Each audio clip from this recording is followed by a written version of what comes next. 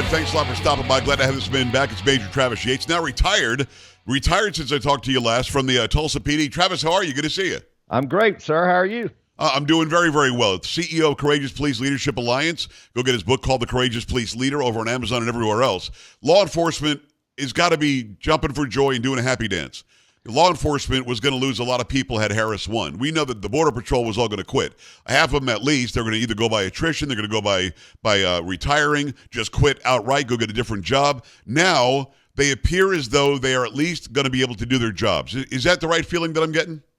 No, it's accurate, Joe. And I think all law enforcement wants to be able to do their job, be able to do the job they signed up to do. And obviously, not only local, but also, of course, Border Patrol and federal, the mission has not been the mission for many years. And so I think there is a sort of anticipation to get back to that mission.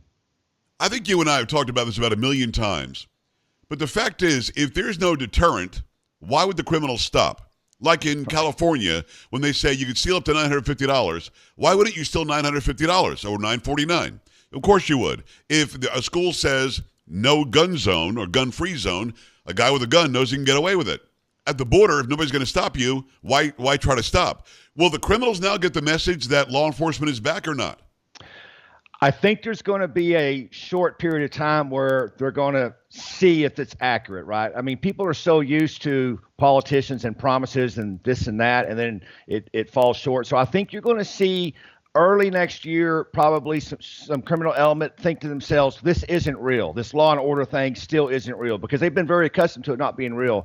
Yeah. And so it's going to be very important from law enforcement from the East Coast to the West Coast, all the way to the borders, to make sure the criminal element understands that there's a new sheriff in town, so to speak. And law enforcement's ready for that. I think politics has held law enforcement back for a long time. And the ideology of that, Joe, is a political ideology that there's not really bad people. We just need to give people more this, more that. But I think we've seen in the last 3 or 4 years, crime is not being reduced. It's only going higher, and we do need that deterrence. It is Major Travis Yates. Go and get this book. It's called The Courageous Police Leader. Go to his website, travisyates.org. So let's talk about the border specifically. We've got people along the border. Well, before I do that, let me ask you this. I wonder what your opinion is on this when it comes to crime. Why do you think places like California and other very blue cities have allowed for so much more crime?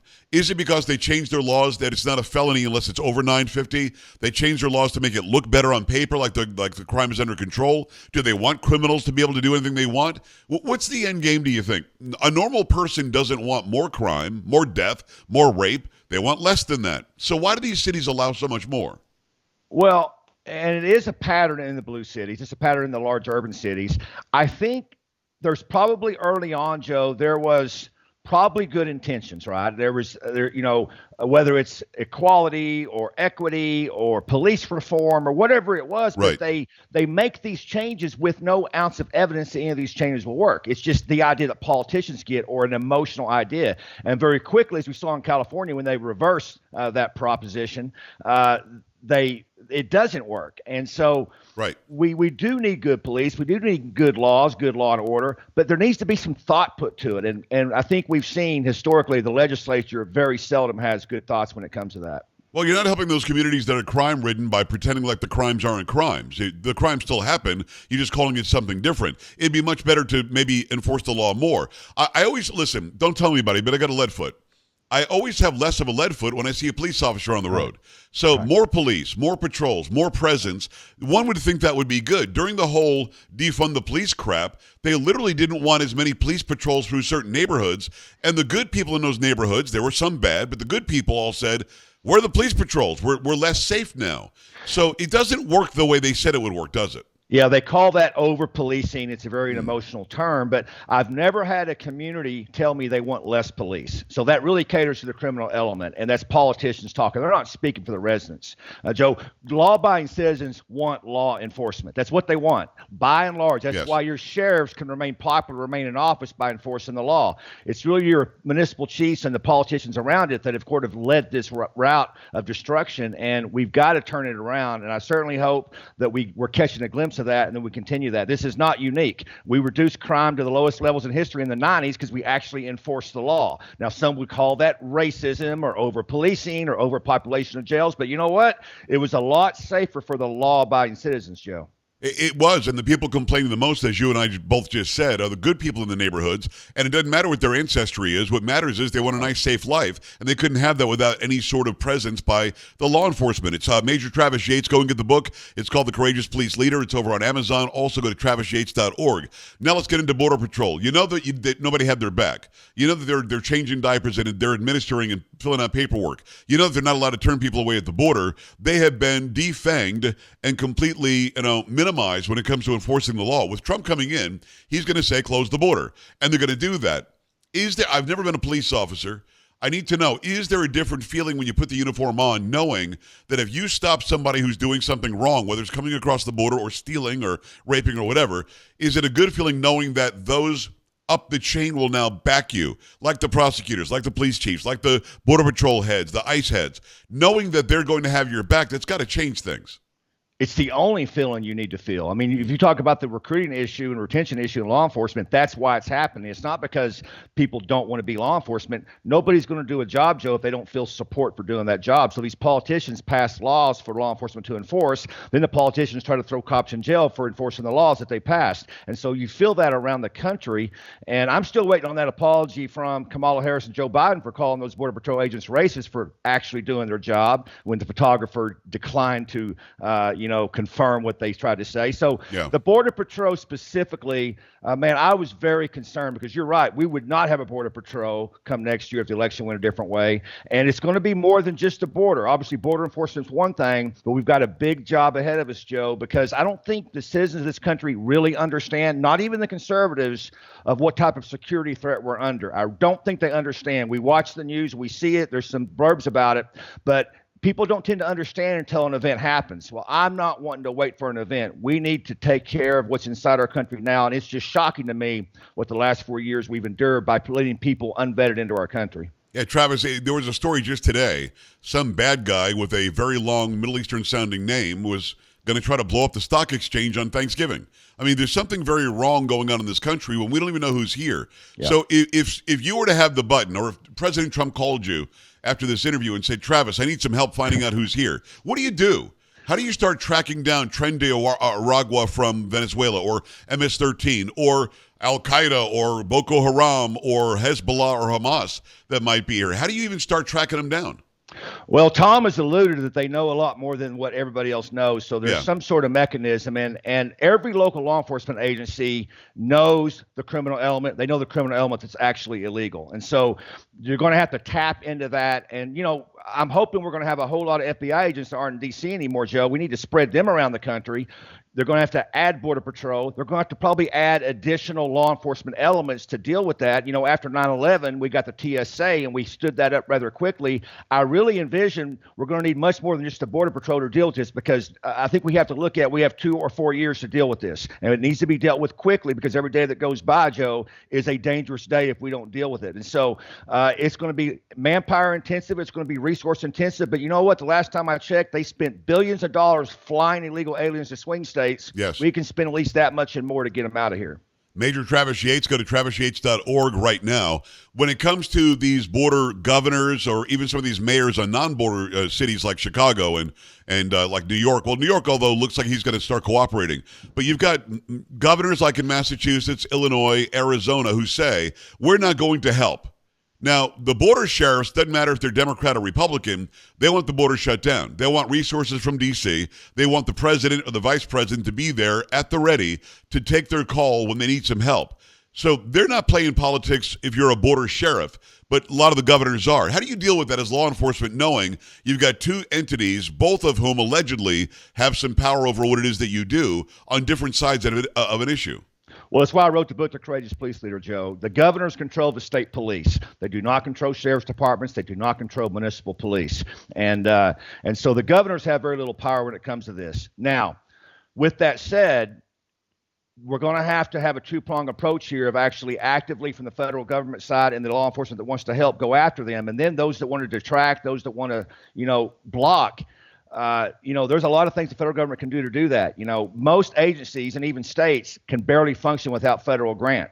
And if you're going to turn a blind eye to illegal activity, those grants could potentially be shut off. There's a lot of support that can leave those states. I actually don't think they believe what they're saying, Joe. It's political talking points. It's virtue signaling. They understand the danger. What we need to do is make sure the citizens in their states understand the danger and let those citizens go after those politicians that are doing that. You said a lot there that was awesome. One thing, the sheriffs don't have to listen to the governor. So if Governor Pritzker in Illinois tells the sheriff in whatever county, Illinois, you can't do this, the sheriff could say, pound sand, I'm going to do it. Absolutely.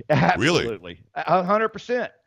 100%. The sheriffs are the highest law enforcement agent in that county. They don't have to listen to the governor. Then the governor can pass some state laws or state rules, but we see governors all the time simply do the right thing. You can just look back at COVID. I can talk about my friend Sheriff Jesse Watts, your friend Sheriff Mark Lamb. They ignored those orders from the governor because they knew what was right.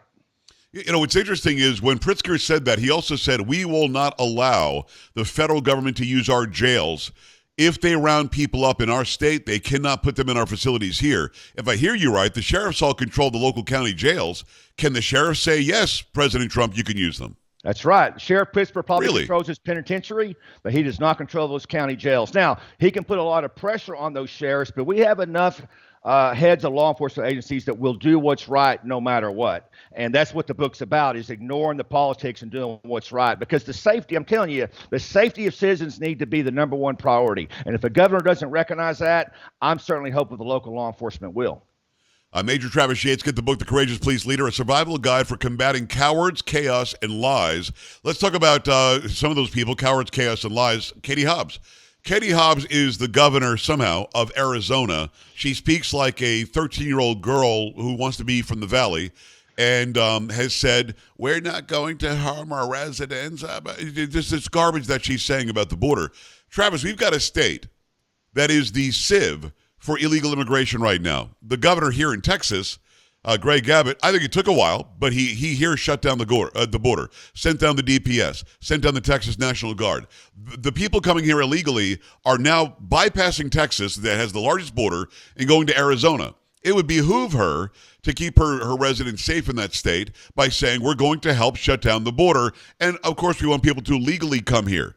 But for some reason, she and other governors, but she specifically, seems to think that we're going to go after grandmothers or something who are here illegally, when the job is to get rid of the criminals and to stop them from coming. The job is to shut down the fentanyl coming over right now because it's killing people. When you hear somebody like that, who is ground zero of the illegal immigration problem in this country, what do you think?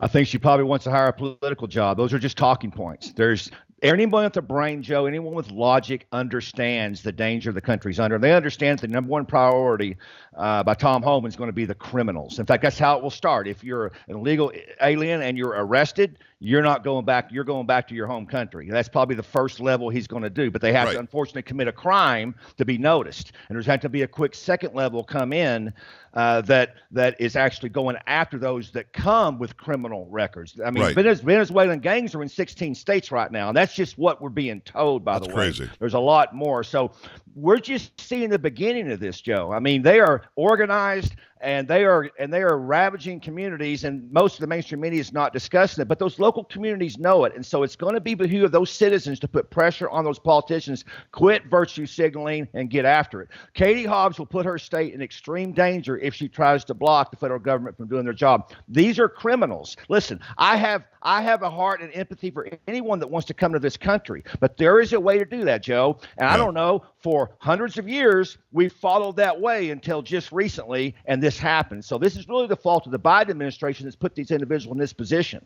It's not the fault of the Trump administration or law enforcement or the Border Patrol.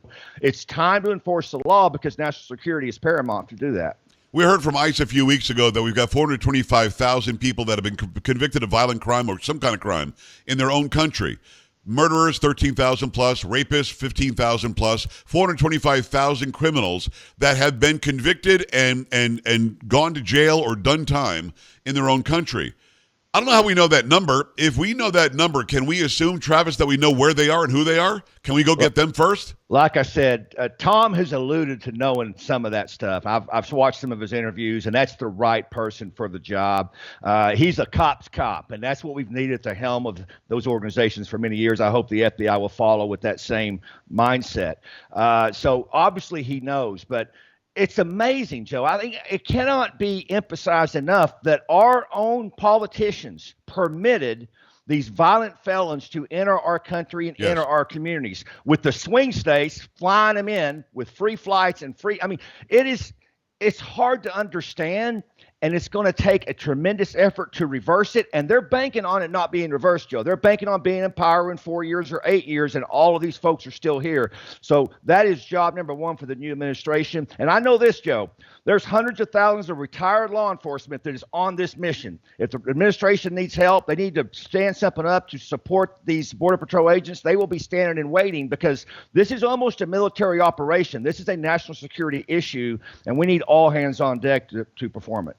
Major Travis Yates, go and get his book. It's called The Courageous Police Leader. That's also the name. The Courageous Leader, or Leadership, is your podcast. It's your training seminar. What do you do in these training seminars? You get a group of cops or wannabe cops, or is it people that are already law enforcement? And if so, what do you teach them about leadership in that job?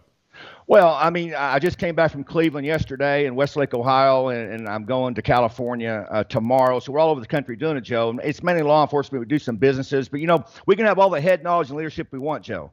And I think we live in a day and time where everybody says they know something about leadership. Yep. But if you can't put it to use, you can't put it to practice when there's something you could possibly lose, when you're at risk for your status, what good is it?